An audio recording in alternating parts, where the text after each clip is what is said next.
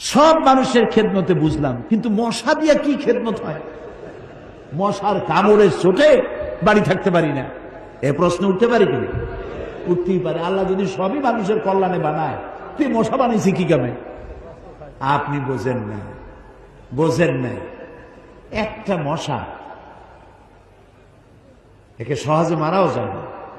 ওকে বহু কায়দা করে হাতটা আস্তে নিয়ে যেইটা মারবেন তার আগেই সে উড়ে চলবে, খুব চালাক। এই মশা কি জন্য বানাইছেন আল্লাহ? এখন দেখেন, এই মশা মারার জন্য কত company, Mortein, aerosol, ICI company, মশারি, কত রকমের ওষুধ আর মশারি, এগুলো বানাবার পেছনে লক্ষ লক্ষ শ্রমিক কাজ করে, আর লক্ষ লক্ষ মানুষের পেটের ভাত জোটে। আপনি তো বুঝবেন না কোনটার মধ্যে কি জিনিস আছে, আল্লাহ বানাইছে কেন। তোমার মাথায় তো কুলাবে না।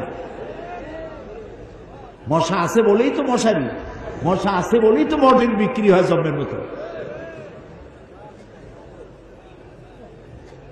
এখন চিন্তা হইতো, তাহলে সাপ বানাইছে কেন? সাপ বানাইছে কেন তা জানুন না তো। সাপের চামড়া দিয়ে, সাপের চামড়ার মেলা দাম, এ দিয়ে ভ্যানিটি ব্যাগ তৈরি হয়, মহিলারা ব্যবহার করে, খুব দামি। আর সাপের বিষ, এটা দিয়ে ঔষধ তৈরি হয়। সব থেকে বিষাক্ত সাপ যেটা, যেই সাপের বিষ ব্লাড টাচ করার সাথে সাথে মানুষ মারা যায়, এই ধরনের মারাত্মক আফ্রিকান কোবরা, সেই সাপের বিষ দিয়ে মানুষের জীবন রক্ষাকারী লাইফ সেভিং মেডিসিন তৈরি হয়। সুবহানাল্লাহ। মহাদেশটা শুধু পানি, বরফের পাহাড় দিয়ে আল্লাহ বানায় রাখছেন। নাম কি?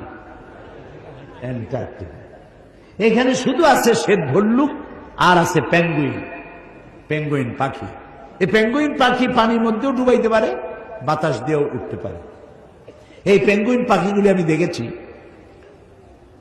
সে ডিম পেড়ে তাকে 3 মাস 90 দিন ডিমে তা দিতে হয়। ডিমটা পারলো কিসের মধ্যে? বরফের মধ্যে।